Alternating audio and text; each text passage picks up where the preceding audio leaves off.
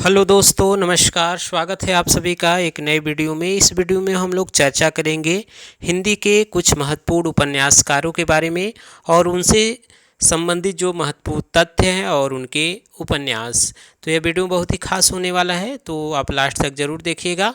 अगर चैनल में नए हैं तो लाइक, सब्सक्राइब, शेयर करिएगा। चलिए शुरू करते हैं। इसमें जिस पहले उपन्यासकार जो हैं उस पर चर्चा किया जाएगा वह हैं यशपाल। यह प्रगतिवादी उपन्यासकार हैं, तो इनके बारे में देखते हैं। प्रगतिवादी उपन्यासकार के रूप में जाने जाते हैं यशपाल, और ये मार्क्सवादी विचारधारा से प्रेरित है। इनका कारण उनकी कृतियों में पूंजीवाद अथवा सामंती व्यवस्था के वैषम्य से उद्भूत मानवीय उत्पीड़न की कथा है। इनके सभी उपन्यास सामाजिक यथार्थवादी हैं।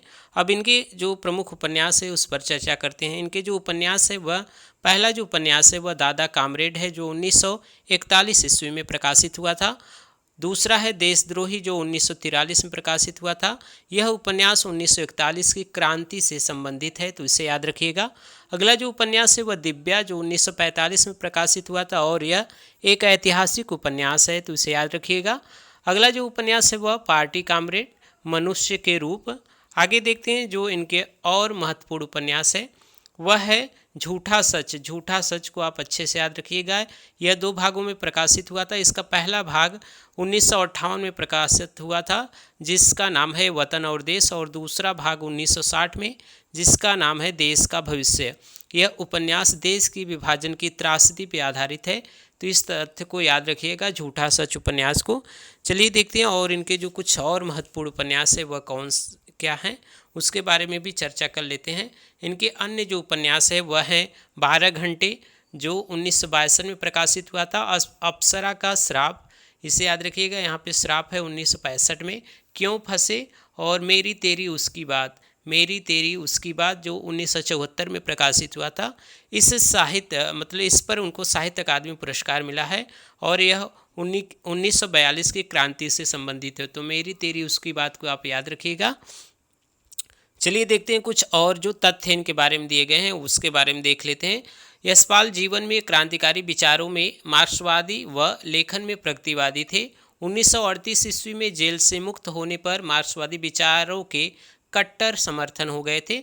1938 ईस्वी में इन्होंने मार्क्सवाद विचार से युक्त विप्लव नामक एक पत्र निकाला था, तो इसे तथ्य को आप याद रखिएगा। आगे चलिए जो अन्य उपन्यासकार हैं उस पर चर्चा करते हैं। अगले जो उपन्यासकार हैं वह कौन है उसके बारे में देखते हैं। अगले जो उपन्यासकार हैं वह हैं अमृतलाल नागर। अमृतलाल नागर जो उपन्यासकार हैं वह हैं सामाजिक यथार्थवादी उपन्यासकार। इनके उपन्यासों में लखनऊ का रंग रंग बसा है। इन्होंने अपने साहित्यिक जीवन के आरंभ में चकल्लस नामक एक हास्य रस पत्रिका निकाला था, तो इसे याद रखिएगा। अब इनके कुछ जो महत्वपूर्ण उपन्यास है उस पर चर्चा करते हैं। इनका जो पहला उपन्यास है महाकाल, जो 1947 ईस्वी में प्रकाशित हुआ था।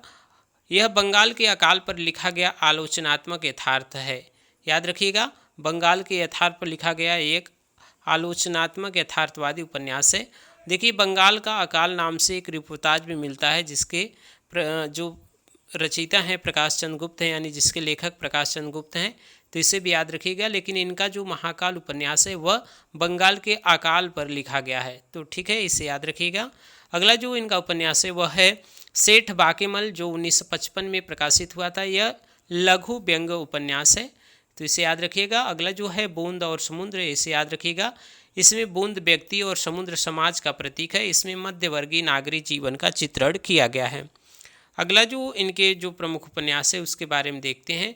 इनके जो उपन्यास है वह है शतरंज के मोहरे, 1959 में प्रकाशित हुआ था। यह एक ऐतिहासिक उपन्यास है।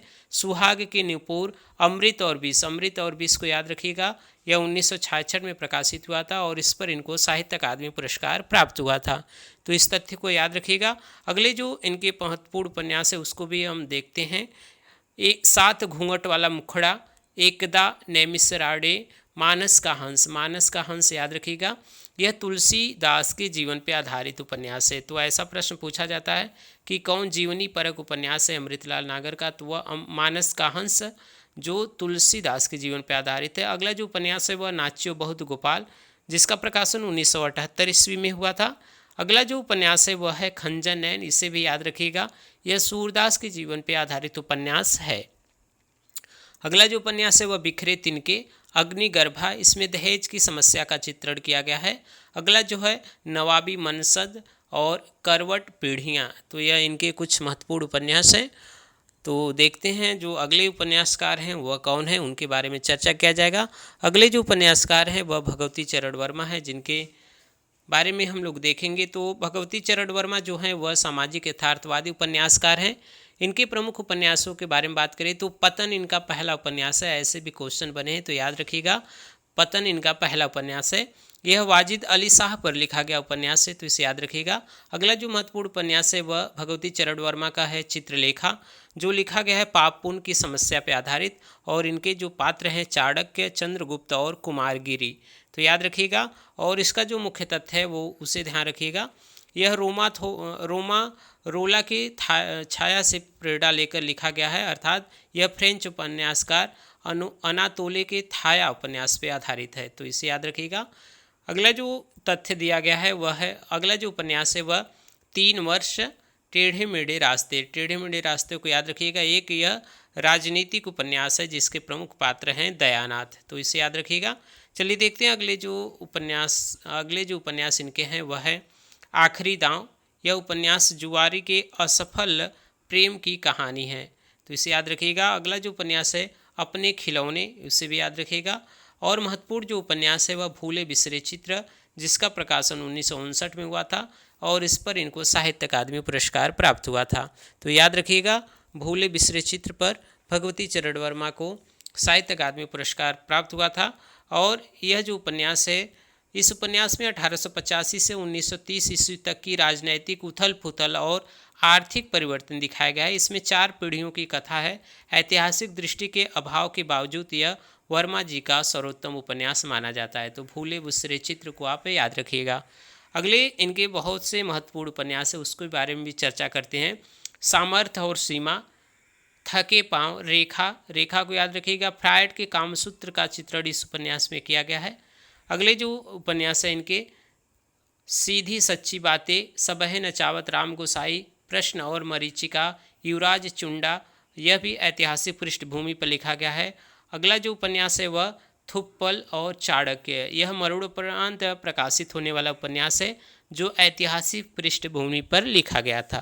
तो इन सभी तथ्य को, इन सभी उपन्यासों को आप याद रखिएगा। अगले जो महत्वपूर्ण उपन्यास हैं वह उपन्यासकार हैं, उसके बारे में चर्चा करते हैं। देखिए, उपेंद्र नाथ अस्क एक सामाजिक यथार्थवादी उपन्यासकार हैं। इनके उपन्यास मूलतः यौन कुंठाओं के उपन्यास, यानी इनके उपन्यासों में मूलतः यौन कुंठाओं पर आधारित उपन्यास लिखा गया है। इनका जो उपन्यास है वह सितारों का खेल, गिरती दीवारें, सितारों का खेल जो 1940 में प्रकाशित हुआ था।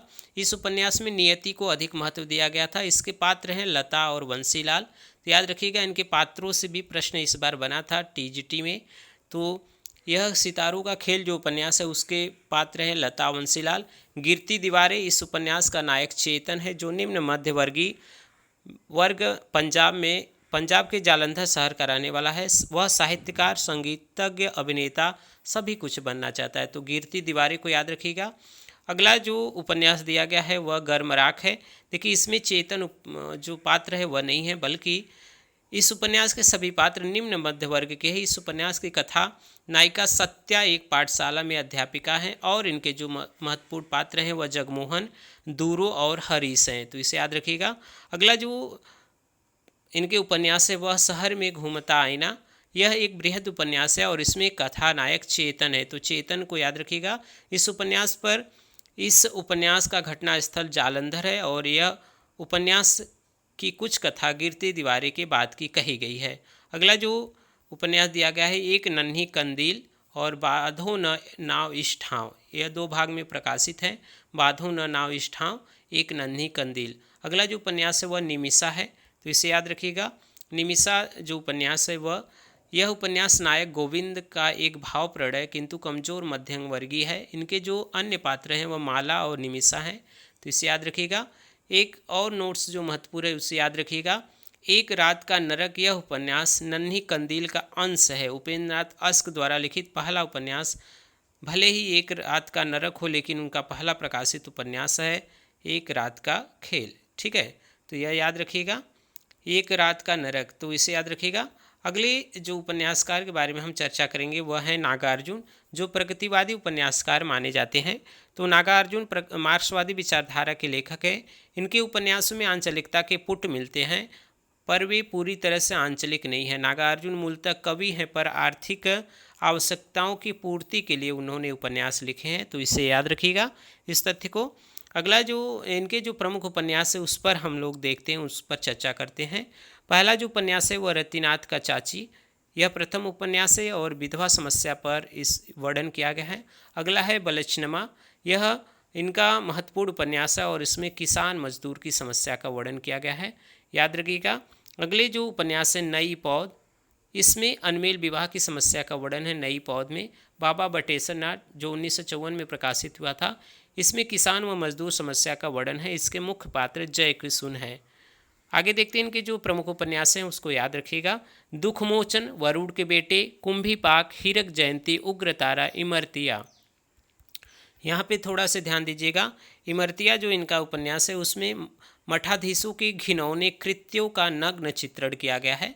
अगला जो उपन्यास है जमनिया के बाबा, पारो, यह मूलतः 1948 में मैथिली में लिखा गया था, लेकिन बाद में 1975 में खड़ी बोली में रूपांतरित कर दिया गया था। और इनके जो आखिरी उपन्यास जो है वह गरीबदास है, उनका अंतिम उपन्यास है। तो यह कुछ उपन्यासकार और उनसे संबंधित तथ्यों से संबंधित यह वीडियो था। इसी तरह के महत्वपूर्ण वीडियो हम लगातार अपने चैनल पर अपलोड करते रहेंगे, जो आपके हर एग्ज़ाम में उपयोगी सिद्ध होगा। तो इसी तरह की वीडियो को पाने के लिए आप हमारे चैनल ऑनलाइन हिंदी विपिन कुमार को लाइक, सब्सक्राइब, शेयर जरूर करिएगा। आप सभी का बहुत बहुत धन्यवाद। मिलते हैं एक नए वीडियो में।